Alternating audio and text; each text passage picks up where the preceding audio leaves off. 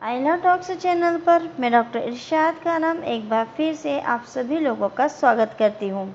मित्रों, आज हम बात करेंगे बाल विवाह में जन्मी संतान नाजायज़ होती है या फिर जायज़ होती है के विषय में। बाल विवाह अधिनियम 2006 की धारा 6 में इस विषय पर बताया गया है। भारत में बाल विवाह अधिनियम 2006 के अंतर्गत बाल विवाह की योजना बनाना, बाल विवाह की तैयारी करना भी एक गंभीर अपराध है। यदि बाल विवाह संपन्न हो जाता है तब भी उसे मान्यता नहीं दी जाती है। प्रशासक द्वारा ऐसे विवाह को शून्य घोषित कर दिया जाता है। इस कंडीशन में फिर प्रश्न ये उठता है कि यदि बाल विवाह के पश्चात किसी संतान का जन्म होता है तो उसे विधिक रूप से वैध यानी कि जायज़ माना जाएगा या फिर अवैध यानी नाजायज़ माना जाएगा। इस प्रश्न का उत्तर बाल विवाह अधिनियम 2006 की धारा 6 के पर अंतर्गत दिया गया है। मित्रों, अगर आपको वीडियो पसंद आता है, आपको आइला टॉक्स चैनल जो है वो पसंद आती है, तो आप चैनल को सब्सक्राइब करने के साथ साथ लेटेस्ट अपडेट के लिए बेल आइकन को क्लिक कर दीजिएगा। चलिए हम बात करते हैं बाल विवाह अधिनियम 2006 की धारा 6 के बारे में। बाल विवाहों में जन्मे बालकों की धर्मज्ञता। इस बात के होते हुए भी कि बाल विवाह धारा 3 के अधीन अकृत्यता की डिक्री द्वारा बातिल कर दिया गया है, यानी बाल विवाह जो है वो शून्य करनी है। डिग्री किए जाने के पूर्व अगर मान लो उस विवाह को शून्य घोषित कर दिया जाता है, डिग्री प्राप्त हो जाती है, तो उस डिग्री किए जाने के पहले ऐसे विवाह के जन्म या गर्भ रहित प्रत्येक वयस्क, चाहे वह इस अधिनियम के प्रारंभ के पूर्व या पश्चात पैदा हुआ हो, सभी प्रयोजनों के लिए धर्मज्ञ बालक समझा जाएगा।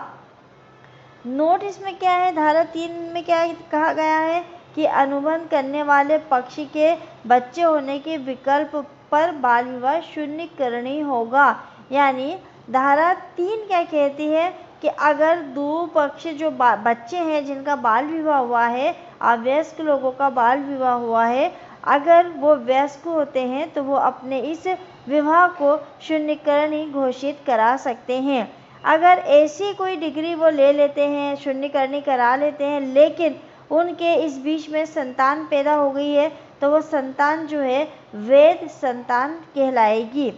यदि किसी लड़की का विवाह के लिए निर्धारित आयु के पूर्व विवाह हो जाता है और प्रशासन द्वारा उनका विवाह शून्य घोषित कर दिया जाता है, तब ऐसी लड़की अपने कथित पति की संपत्ति में कानूनी उत्तराधिकारी नहीं होगी। यानी बाल विवाह को अगर शून्यकरणी घोषित करा लिया जाता है तो लड़की जो है, पत्नी जो है, वो अपने पति की किसी भी संपत्ति में अपना अधिकार नहीं जता सकती है, परंतु उसकी संतान जो है वो विधिक रूप से वैध यानी कि जायज संतान होगी। उसे उसके पिता का नाम भी मिलेगा और उत्तराधिकार भी मिलेगा।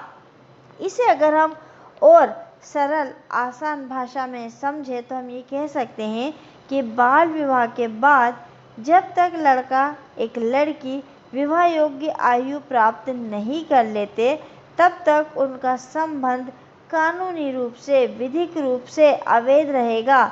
लड़की भले ही पत्नी के रूप में धार्मिक रीति रिवाजों का पालन करे और समाज उसे लड़के की पत्नी की मान्यता दे, फिर भी कानूनी रूप से ऐसी लड़की पत्नी नहीं कहलाएगी, लेकिन परंतु उसकी संतान को वो सभी कानूनी अधिकार प्राप्त होंगे जो कानूनी रूप से मान्य विवाह के उपरांत जन्म लेने वाली संतान को प्राप्त होते हैं। तो कुल मिलाकर बाल विवाह अधिनियम 2006 की धारा 6 ये कहती है कि अगर बाल विवाह से किसी बच्चे का जन्म होता है तो वो बच्चा जो है वो वैध बच्चा होगा, जायज़ बच्चा होगा, और ऐसा बच्चा जो है अपने पिता के नाम को प्राप्त करने का भी अधिकारी होगा और अपने पिता की संपत्ति में या उसको उसका उत्तराधिकार भी प्राप्त होगा। तो मित्रों, ये वीडियो LLB के स्टूडेंट के साथ साथ जो लॉ के कंपटीशन एग्ज़ाम की तैयारी कर रहे हैं उनके लिए भी महत्वपूर्ण है। वीडियो अगर आपको पसंद आता है तो आप कमेंट से करके हमें ज़रूर बताइएगा। कमेंट से के साथ साथ अधिक से अधिक इस वीडियो को लाइक करिए और शेयर करिए। मिलेंगे अगले वीडियो में एक नए विषय के साथ। तब तक के लिए शुक्रिया, धन्यवाद।